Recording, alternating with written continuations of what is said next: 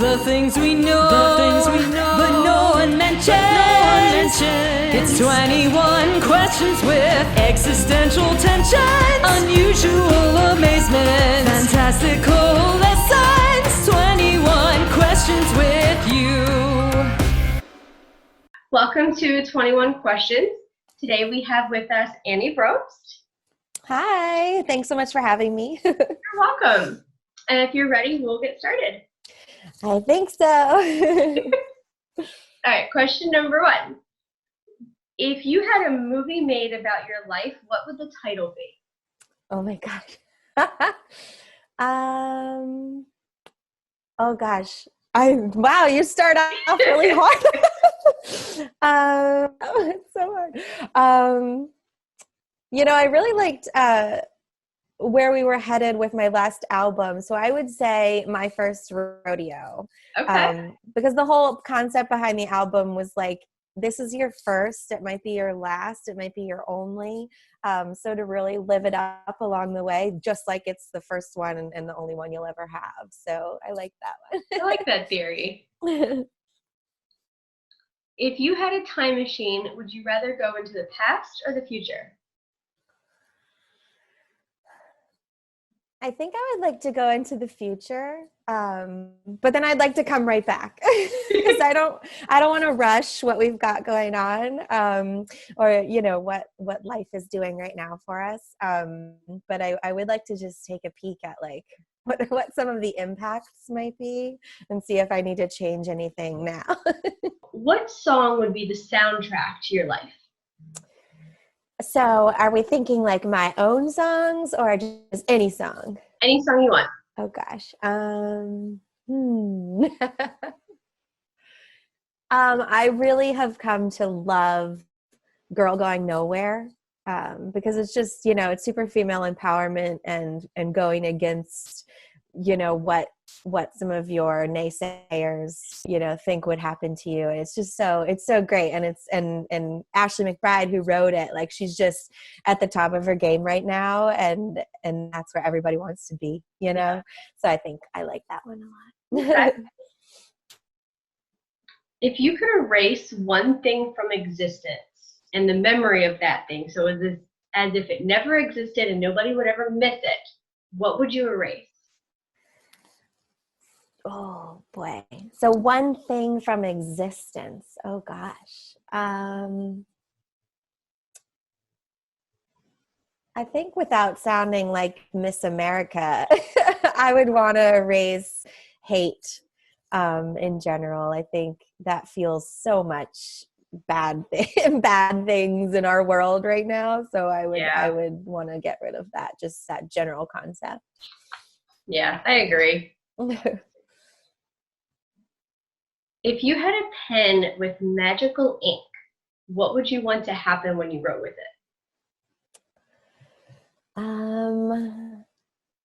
Well, it would be really great if like I drew a dollar amount and poof, it came out of the page. But That would be awesome. as a musician, I would love for it to write, a #1 platinum record or song. Yeah. So that would be great too. Yeah, all right. What comes to mind when you hear the word life? The first word that popped into my head was journey. Okay. It's just it's a long process, and it's growth, and it's love, and it's heartbreak, and just learning, and it's just an ever-changing thing. So a journey, I think. Yeah, I like journey. I think that works well. Do you think we are alone in the universe? No. There has to be other life. I don't know what it looks like or if we can even comprehend it, but oh my gosh, the universe is huge. No way. Yeah, absolutely. There's so much we don't know. Yeah. We can't even get to the bottom of our deepest oceans. That's true. There's so much out there. That's true. Do you think soulmates exist? Yes. Yes. But I do think and maybe this isn't the definition of a soulmate, but I do think like there's kind of more than one person that you can like, you know, that you're connected to people for certain reasons, you know, not just romantic love or family or things like that. So absolutely. Yes. Yeah. I heard a couple weeks ago as somebody was talking about soulmates could be a friend. Right. Doesn't necessarily have to be that romantic relationship. Yeah, agree. but just a really strong bond. I think it's Yep. definitely out there, and they're like thrown. I've had instances where like our paths almost crossed for certain reasons, and we discovered that after getting to know each other. And then they finally did cross. It's just so interesting to think about how that can happen. Yeah, I think they come into life at certain times for a reason. Yeah, I would agree. Do you think art can be defined? Maybe with a really vague, broad definition, because I think it's, you know, it's actually, here I am, I can't even define it. I think it's like a voice that we have, you know, and it comes out in whatever way, whether it's visual or sound or something. But I think some sort of definition along those lines might be able to pin it, but it's still a really big umbrella. Yeah, absolutely. What is something that every human should experience?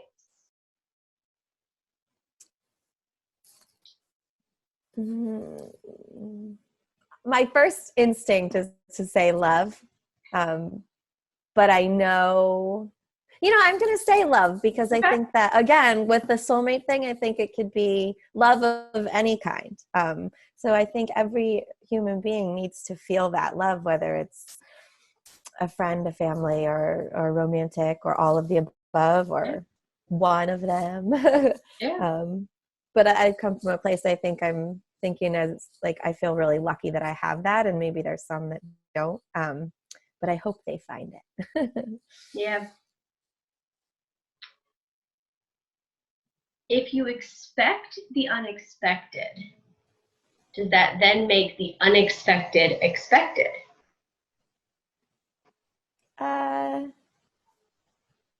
Yes. Yeah. I think that's an easy, logical question, right? It goes back and forth, right? Back. Yeah. I don't know if I have an explanation for it, but yes. Because you're expecting it. Right. So it's no longer unexpected. Correct. So you're kind of expecting the expected? Yes. You're tricking me. You're right. You're expecting the expected. Right. Do you think it's possible to be standing backwards on a staircase?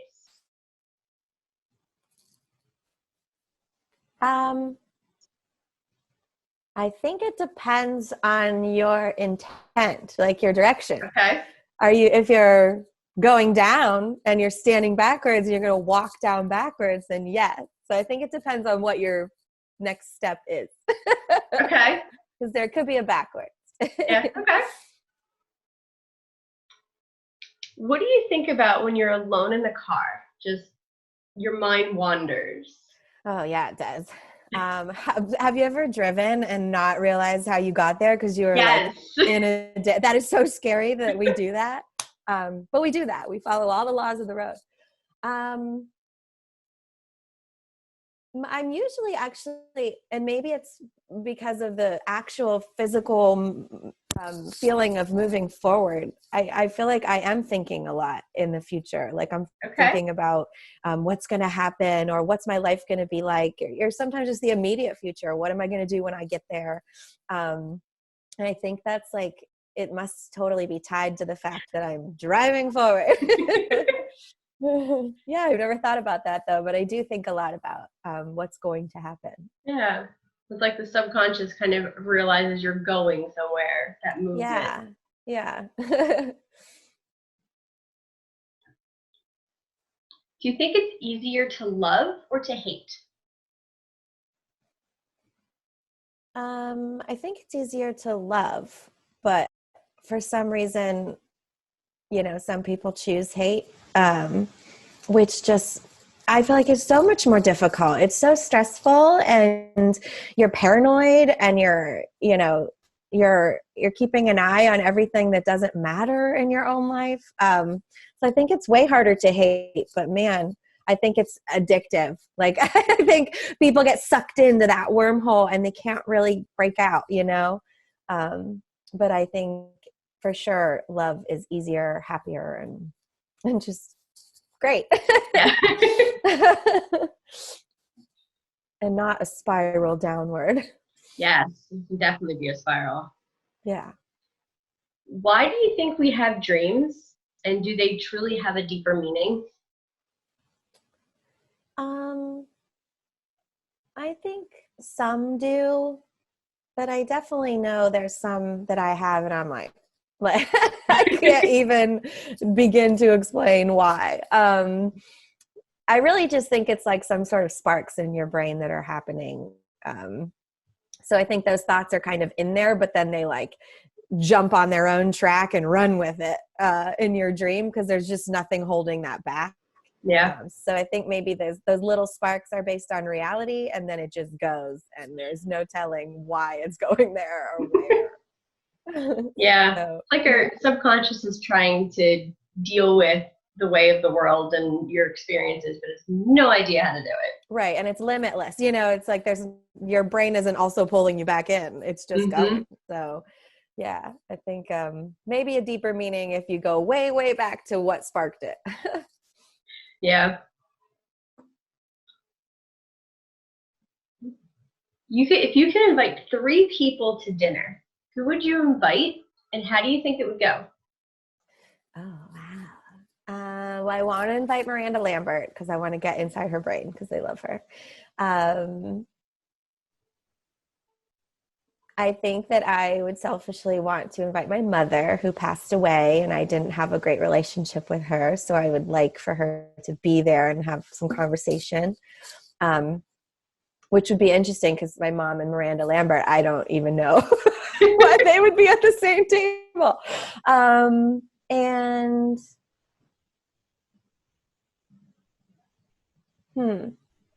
who's that third one?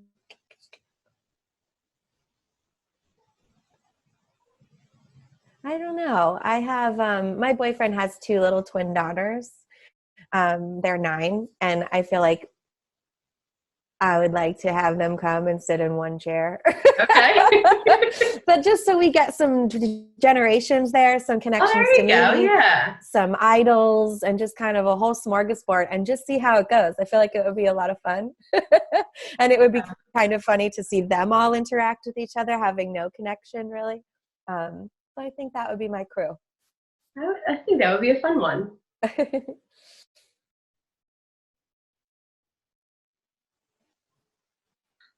If you pinch yourself and it hurts, does that make you strong or does that make you weak? I don't think it makes you either. I think it just makes you real. Okay. I don't see it as like strength or weakness. I think it's just like some things hurt. And it's okay to say, ow, that hurt. Right. So yeah, I guess it's not either for me. Okay. What do you think is the thing that will finally break the internet?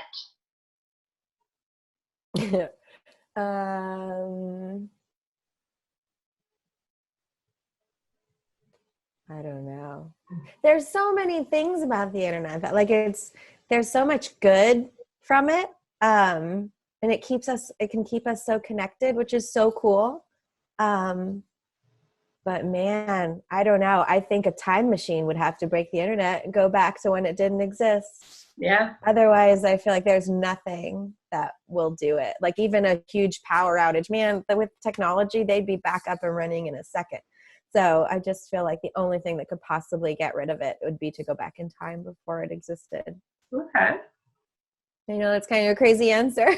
But hey, there's no right or wrong answers here. Yeah. Maybe we could just start using it for so much good. And it is used for a lot of good. You think about doctors and families being connected to families that are so far away from each other. I think it definitely has its good points, but it can be a very dangerous place too. Absolutely, as we've seen. So yeah, I think if there's just a way to, I don't know, take away all that stuff. Mm-hmm. Why do you think, or why is pizza round, but it's cut into triangles and served in a square box? I feel like that's very that's only one kind of pizza. There are square pizzas That's true. or rectangular pizzas. And I know when in Columbus, Ohio, where I grew up, there's round pizza at Donato's, but it's chopped up into little rectangles. It was my favorite. Like getting the little corner piece, I remember, was my favorite. So I will just say that not all pizza falls under those guidelines. Okay, that's true. But the round ones, no, it's easier to make a square box than it is for a weird round box. If you could be a member of any TV sitcom family, what family would you want to be a part of? TV sitcom family.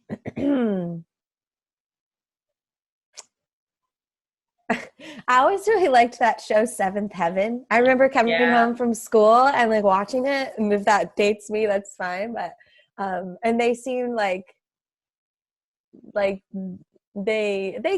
had pretty good lives. They had like tough situations, but they were like very well off, wholesome families. So I think I might want to be there and try like that lifestyle. I don't know. Maybe I would learn. Maybe I would hate it, but it would be interesting. Yeah, that would be an interesting one. That was like the first family I could think of. Hey, it's an interesting family. They definitely had their issues, but they did, yeah. But there was a lot of love and support and nice community. Yeah. Well, we're on our last question. What is a sound that you love?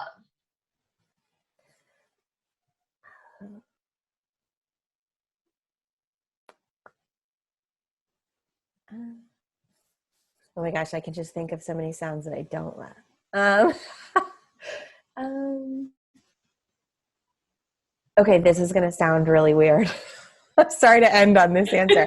But after being like in the music studio with really sensitive microphones, like I can appreciate how that sounds. And I feel like every time it's like a Godfather, like mob movie, and they're like eating steak and like eating and talking about like their next venture.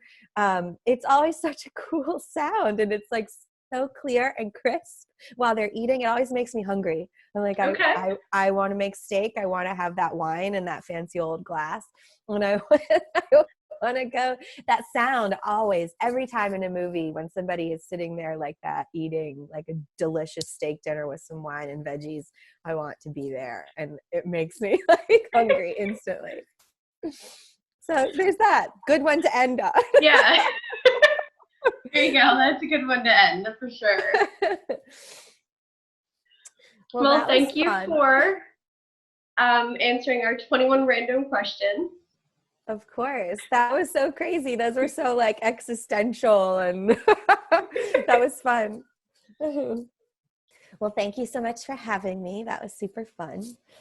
We are so close and so ready to be releasing a ton of new music, so we can't wait for you guys all to hear it.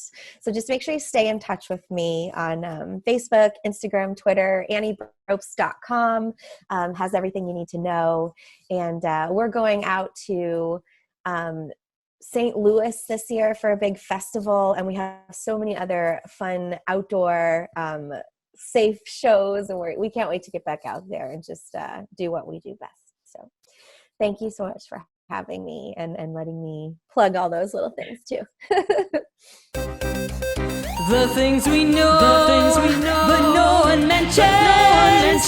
It's 21 questions with existential tension, unusual amazement, fantastical lessons. 21 questions with